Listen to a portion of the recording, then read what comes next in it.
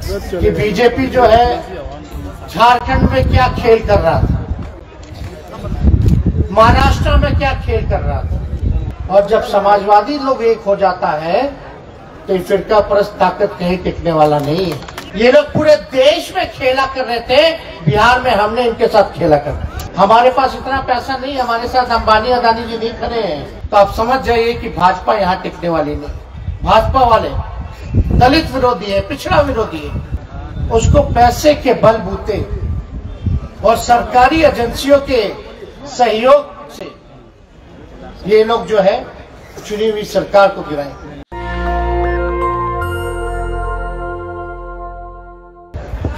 आप लोग सब लोग जानते हैं कि बीच में ये कार्यक्रम शुरुआत हुई थी और ये उसके बाद जो है ये हुआ नहीं, क्योंकि बिहार में राजनीतिक परिस्थिति ऐसी बन रही थी कि मेरा वहां रहना जरूरी था।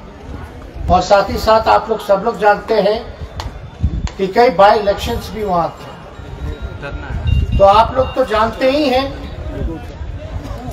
कि बीजेपी जो है झारखंड में क्या खेल कर रहा था,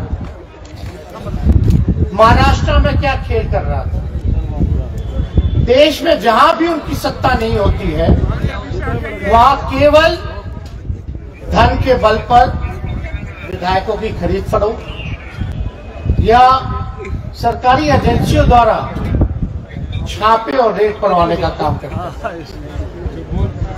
महाराष्ट्र में, झारखंड में जो हो रहा था, हम लोगों को लगा कि ये लोग संविधान को खत्म करेंगे, लोकतंत्र को खत्म करेंगे और जो चुनी हुई सरकार है उसको पैसे के बलबूते और सरकारी एजेंसियों के सहयोग से ये लोग जो है चुनी हुई सरकार को गिराएंगे। और हम लोगों ने बिहार की धरती में सभी समाजवादी एक हो गए। और जब समाजवादी लोग एक हो जाता है तो फिरका परस्त ताकत कहीं टिकने वाला नहीं है। ये आप सब लोगों को जानना चाहिए। ये लोग पूरे देश में खेला कर रहे थे, बिहार में हमने इनके साथ खेला कर रहे। अब आप लोग देखिए, लेकिन इनके हिसाब से नहीं कि हम तो विपक्ष में थे भैया, हमारे पास इतना पैसा नहीं, हमारे साथ अंबानी अदानी जी नहीं खड़े हैं, हम लोग गरीबों की पार्टी है। और ना हमारे पास सरकारी तंत्र मंत्र है, सीबीआई ईडी। सबसे बड़ी पार्टी होने के बाद भी हम लोगों ने निर्णय लिया और फिर से महागठबंधन बना करके भाजपा को बिहार से खदेड़ने का काम किया। अब आप सब लोग झारखंड के निवासी हैं और झारखंड से मेरा पहले से भी लगाव रहा है। एक ही घर था, बिहार तो झारखंड कोई अंतर नहीं रहा। झारखंड से हम रणजी ट्रॉफी भी खेले, कई बार कई जगह जाने का मौका मिला, लेकिन पार्टी का कार्यक्रम बना करके अब हम लोगों को पार्टी को मजबूत करने की जरूरत है। और इसमें हम सब लोगों को योगदान देना पड़ेगा पार्टी को मजबूत करने के, विचारधारा को मजबूत करने के। कोई अगर समझता होगा कि राष्ट्रीय जनता दल कमजोर है झारखंड में, तो ऐसी बात नहीं, हमारा जनाधार है, कोई भूल ना करे। लेकिन कहीं ना कहीं पार्टी और संगठन उस हिसाब का हम लोगों का बन नहीं पाया, जो खामियाजा हम लोगों को भुगतना पड़ा। और विशेष तौर पे अब हम लोगों को संगठन बनाना है, गांव-गांव तक जाना है, अभियान की शुरुआत करनी पड़ेगी, ज्यादा से ज्यादा कार्यक्रम करना पड़ेगा, अपनी बातों को जनता के समक्ष रखना पड़ेगा। तो इस काम में हम लोग लगेंगे। तो हम उम्मीद करेंगे कि आप सब लोगों का इसमें साथ मिले आशीर्वाद मिले और आप लोग ताकत दीजिए, ताकि बिहार में तो हमने भाजपा को सबक सिखाया, यहाँ भी जो गठबंधन हमारा जेएमएम और कांग्रेस के साथ है, हम अगर ताकत अपनी बढ़ाते हैं तो गठबंधन की ताकत बढ़ती है, यहाँ की गठबंधन की ताकत बढ़ती है। तो अगर हमारा गठबंधन अगर ताकतवर होगा तो आप समझ जाइए कि भाजपा यहाँ टिकने वाली नहीं। तो भाजपा किया क्या आया, अभी बजट आया होगा, झारखंड को क्या मिला बताइए बजट में? केंद्र सरकार का जो बजट आया इसमें झारखंड को क्या मिला? 17-18 साल सबसे ज्यादा अगर किसी ने राज किया तो यही भाजपा वालों ने किया ना, और केंद्र में भी उनकी सरकार। क्या मिला विशेष तौर पे? कुछ नहीं कर रहे हैं लोग, इस प्रदेश के साथ पक्षपात कर रहे हैं, पैसा देना बंद कर रहे हैं, क्योंकि इनकी यहां सरकार नहीं है, यही काम में लोग लगे हुए। तो हम आप लोगों के बीच आए हैं यही संदेश लेकर के कि हम सब लोगों को एक होना होगा, धर्म जाति के चक्कर में नहीं पड़ना है। बीजेपी का एक ही एजेंडा रहता है, अगर चुनाव हारते हैं ये लोग तो केवल और केवल मुसलमान, हिंदू, मंदिर, मस्जिद, पाकिस्तान, कश्मीर, यही काम में ये लोग लगते हैं, और कोई काम नहीं है इनका। बताइए, इन लोगों ने कहा था कि नहीं कहा था 2022 आएगा तो हर घर को पक्का मकान बना के देगा, जिसको मकान नहीं उसको पक्का मकान बना करके देंगे। इन्होंने कहा था हर साल 2 करोड़ रोजगार देंगे, 2022 आ गया, क्या हुआ? किसान का आय दुगुना करेंगे, क्या हुआ किसानों का?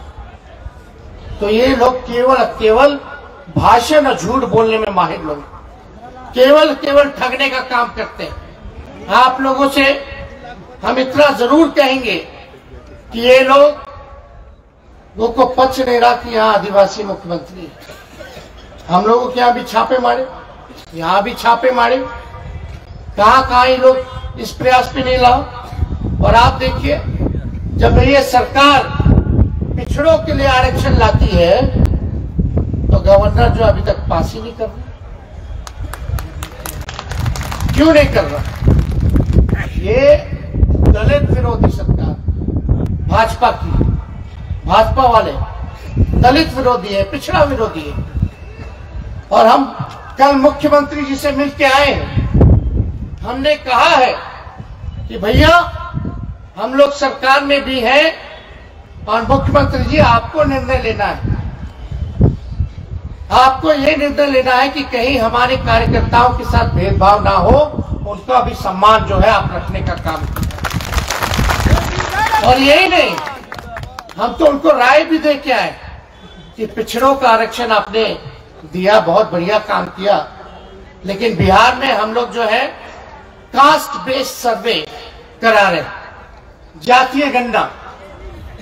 और हमने उनको सुझाव दिया है कि झारखंड की धरती पे भी आप जो है कास्ट बेस्ड सर्वे यानी जाति गणना जो है आप कराने का काम करें। जातियों की गणना मतलब सब लोगों का गिनती होता है,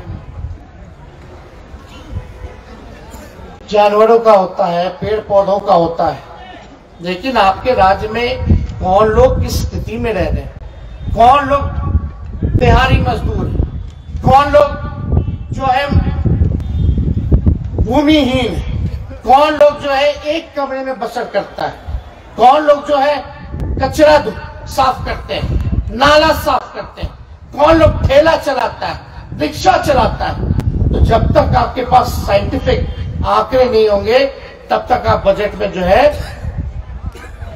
कल्याणकारी योजनाएं ढंग से आप लागू नहीं कर सकते। तो हम लोगों ने ये राय दिया है मुख्यमंत्री जी को, और मुख्यमंत्री भी पॉजिटिव थे इस चीज को लेकर के कि हाँ इस काम को जो है करवाने का काम करेंगे। और जयप्रकाश जी ने बताया आपको कि आदरणीय लालू जी स्वस्थ होकर के वो दिल्ली आए हैं, देश आए हैं, और मेरी बहन ने किडनी दिया था। एक बड़ा ट्रांसप्लांट जो है उनका हुआ है, सक्सेसफुल हुआ है, और ये केवल आप लोगों की दुआएं और आप लोगों का प्रार्थना जो है वो काम आए। असली ताकत आप लोग हैं, आप लोग ही असली ताकत है। और वो फिर से स्वस्थ होकर के आए हैं, तो मुझे पूरा भरोसा है कि आप लोगों के बीच वो जरूर आएंगे और आप लोगों का भी मार्गदर्शन करेंगे। और हम तो चाहेंगे कि आप जिस हिसाब से उनको आप लोगों ने पहले ताकत दिया, उसी हिसाब से आप हमको भी ताकत देने का काम। आप लोग संगठन बनाइए। अभी हमारे आदिवासी भाई भाषण दे रहे थे, बड़ा अच्छा लगा सुन करके। उनकी अपनी चिंताएं जो उनको दिखा है उन्होंने प्रकट किया है। लेकिन हमारा जब तक संगठन मजबूत नहीं होगा, जब तक अपने आप को मजबूत नहीं करेंगे, तब हम कैसे टिकट मांगेंगे। और एक बात समझ जाइए, आप लोग संगठन मजबूत कीजिए, आप लोग पार्टी के लिए काम कीजिए, टिकट दिलाना मेरा काम है। तो टिकट की बात अलग है, लेकिन हम सब लोगों को, देश के संविधान को, लोकतंत्र को, गंगा जमुनी तहजीब को, भाईचारे को बचाने की जरूरत जो है वो करनी चाहिए। तो ज्यादा कुछ आज ना कहते हुए आप लोगों का आशीर्वाद लेने, आप लोगों का समर्थन लेने आए। और जिन लोगों ने इस कार्यक्रम को सफल बनाने का काम किया है, आयोजकों को, उनको धन्यवाद देते हैं। और आप सभी कार्यकर्ताओं को सलूट और सलाम देने का काम करते हैं। तो आप लोगों का आशीर्वाद रहेगा कि नहीं रहेगा? दोनों हाथ उठा करके बताइए। तो लड़ाई लड़नी है ना, ये देश की लड़ाई है, इसमें पीछे नहीं हटना है। तो आप सब लोगों को तहे दिल से धन्यवाद देते हैं। नेशनल दस्तक की आपसे गुजारिश है कि अगर इसको बचाना चाहते हैं तो नेशनल दस्तक को सब्सक्राइब करने के लिए रेड कलर के सब्सक्राइब बटन को दबाएं, फिर बेल आइकन की घंटी दबाएं। नेशनल दस्तक को बचाने के लिए बहुत जरूरी है कि हर खबर को शेयर करें, लाइक करें, कमेंट जरूर करें।